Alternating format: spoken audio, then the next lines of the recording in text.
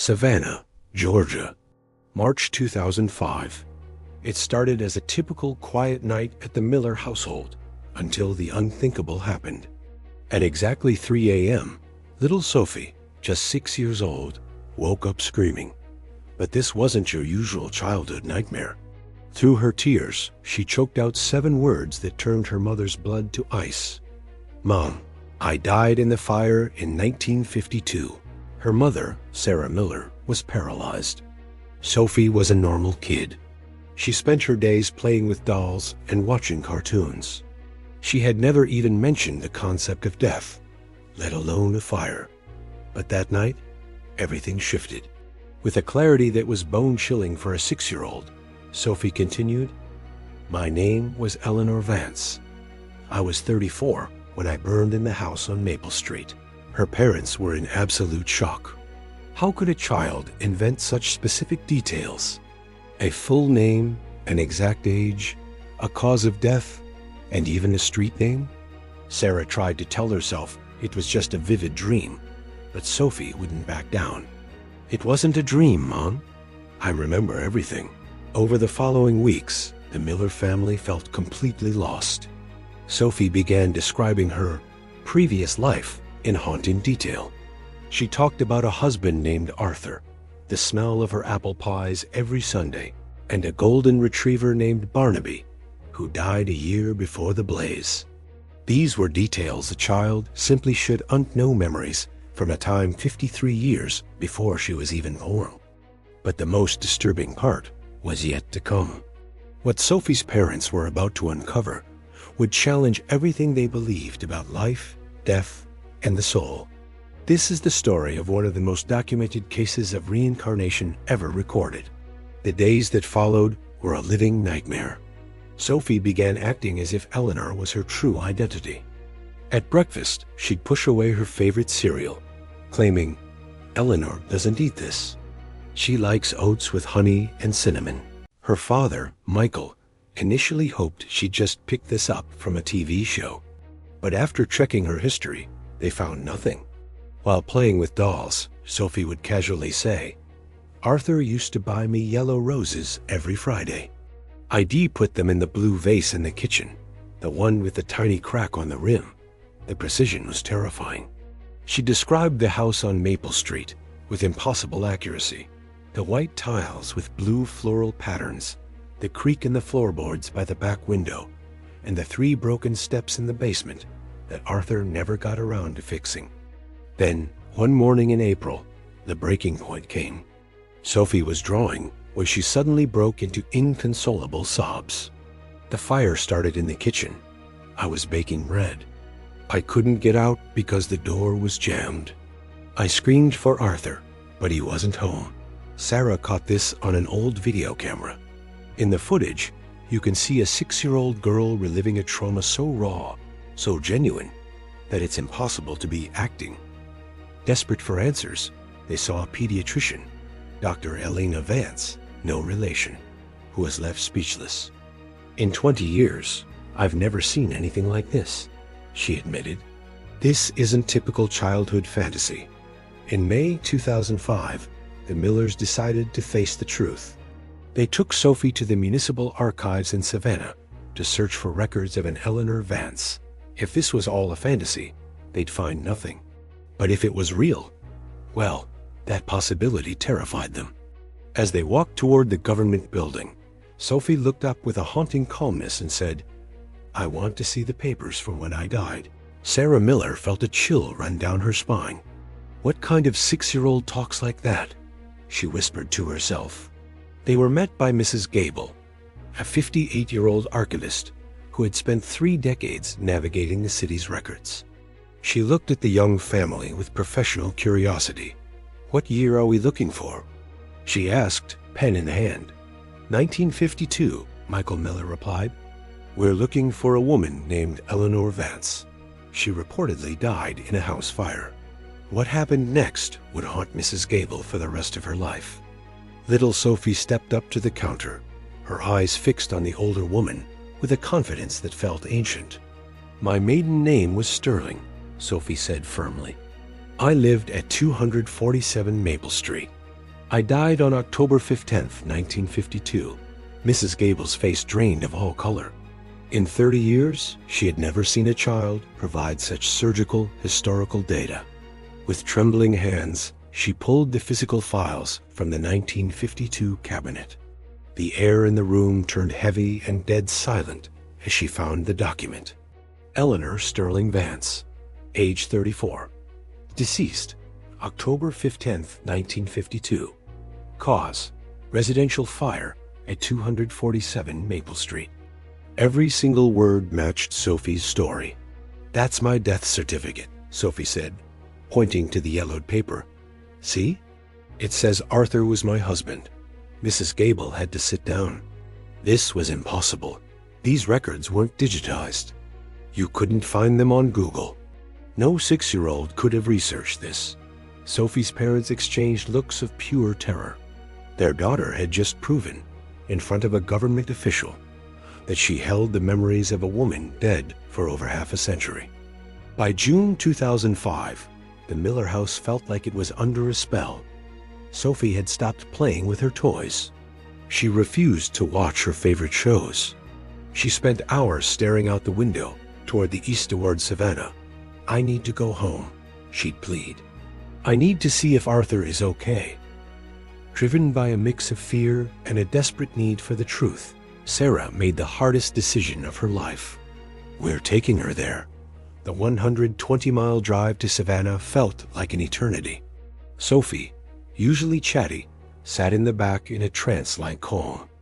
But as they crossed the city limits, something extraordinary happened.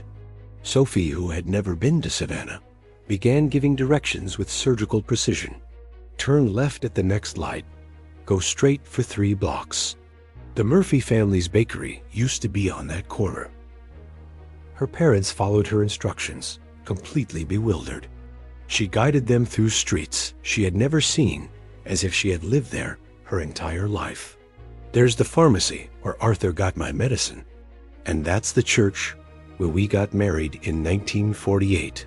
When they finally reached Maple Street, Sophie scrambled out of the car and collapsed onto the sidewalk. With tears streaming down her face, she kissed the pavement and whispered, "I'm home. I'm finally home." Neighbors who witnessed the scene were deeply disturbed. A little girl, a complete stranger, was sobbing and hugging the ground as if she'd been gone for decades. The raw emotion was so contagious that several bystanders began to cry without knowing why. But the most shocking discovery was waiting for them on the vacant lot of 247 Maple Street. The house was gone, only weeds and rubble remained. Yet Sophie walked directly to a specific patch of dirt and declared, "This was my kitchen, and over there, that was our bedroom." She began describing the vanished house in detail that defied logic. The front door was navy blue with a brass lion knocker. There was a round mirror on the left wall where Arthur always fixed his hair before work. Mrs. Dorothy Henderson, an 82-year-old woman who had lived next door in 1952, stepped out onto her porch, drawn by the commotion. As she heard Sophie describing the destroyed house, she froze. "My God," she murmured, clutching her chest. "That girl is describing Eleanor's house.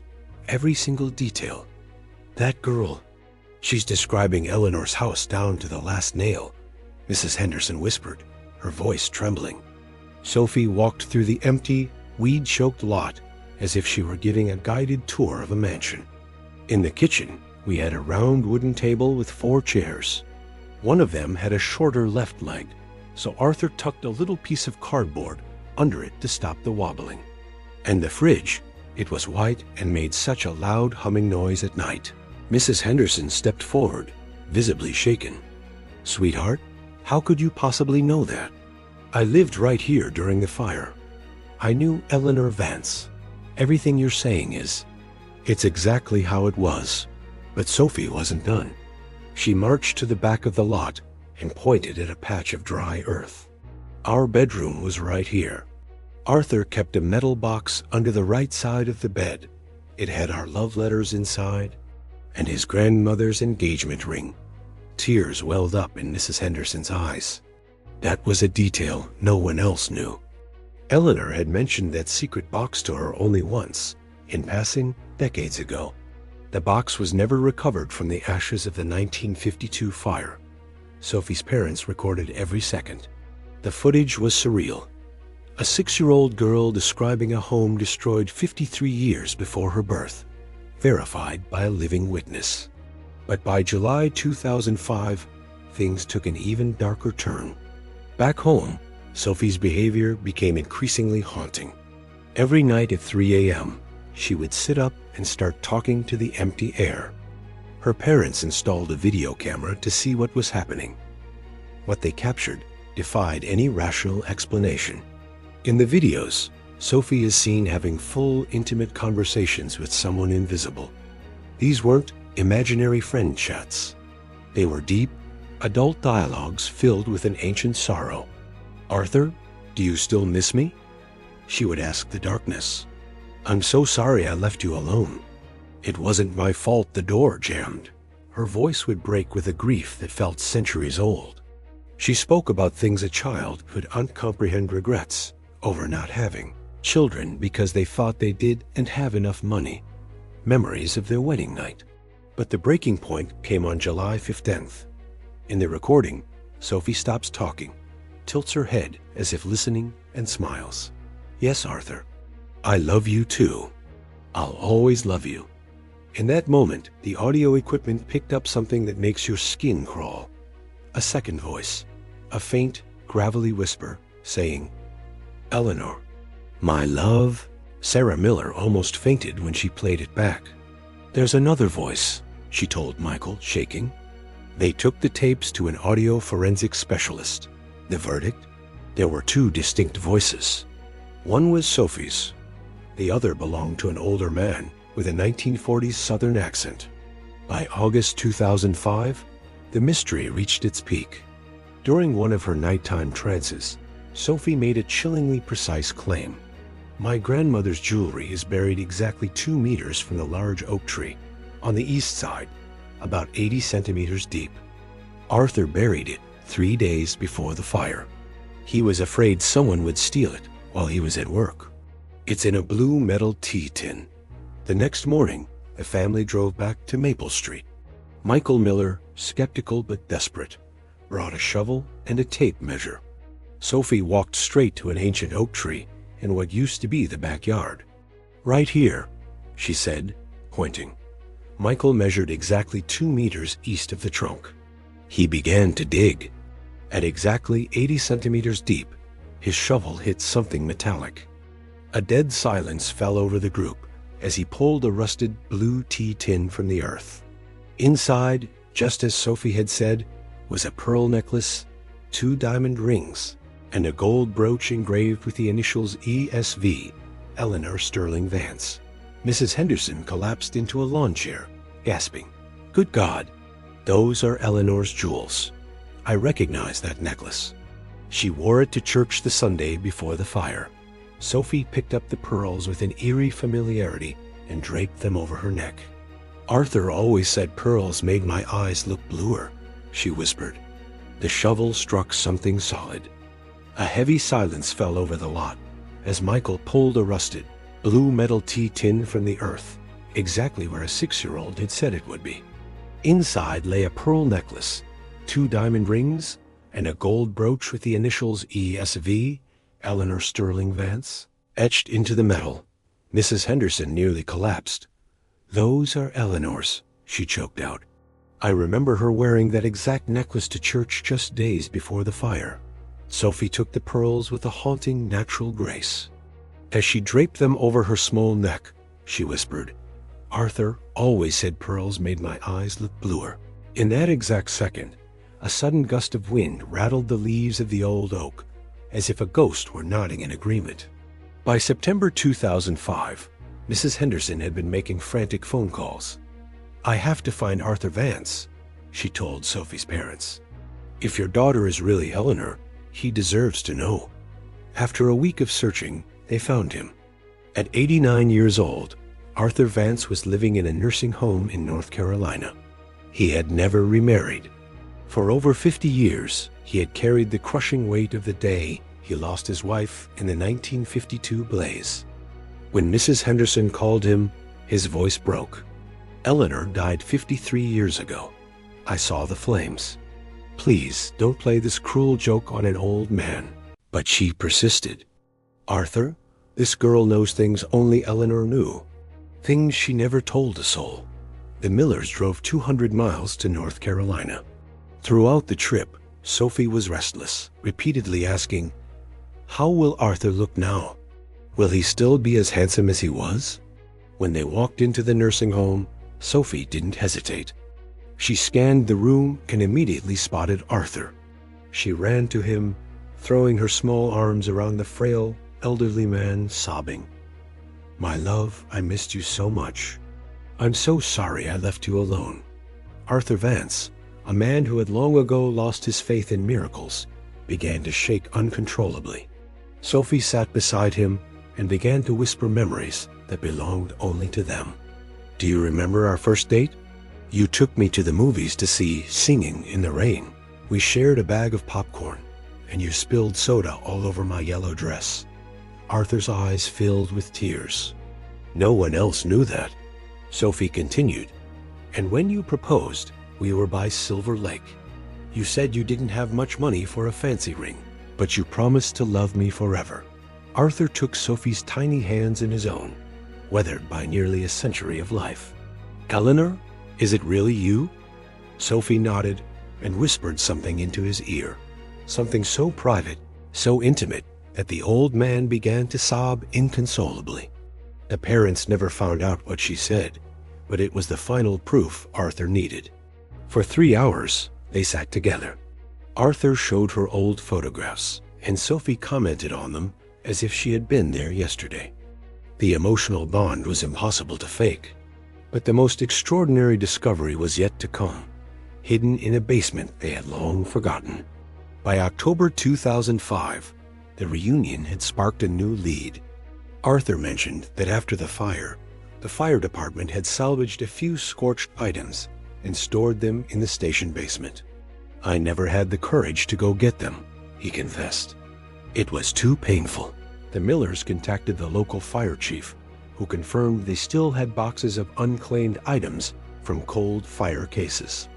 One box was marked, "Vance, Maple Street, October 1952. Inside were charred but legible remains, partially burnt photos, documents, and most importantly, a stack of love letters Eleanor and Arthur had exchanged during their courtship. Sophie approached the letters with a chilling familiarity. Before a single envelope was opened, she began to recite the first letter word for word. "My dearest Arthur, every day without you feels like an eternity. When I'm in your arms, the whole world finally makes sense." Sarah Miller opened the letter with trembling fingers. She followed the lines in silence as Sophie continued to recite. Every word matched perfectly. The fire chief, standing by as a witness, went pale. These letters had been sealed in a box for 53 years. Sophie was reciting them before they even hit the light of day.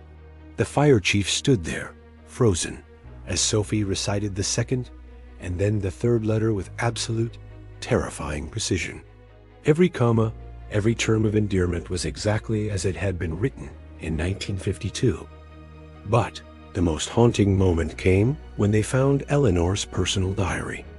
It was a small, charred notebook with scorched edges, but the last entry, dated October 14th, 1952, just one day before the fire, was still legible.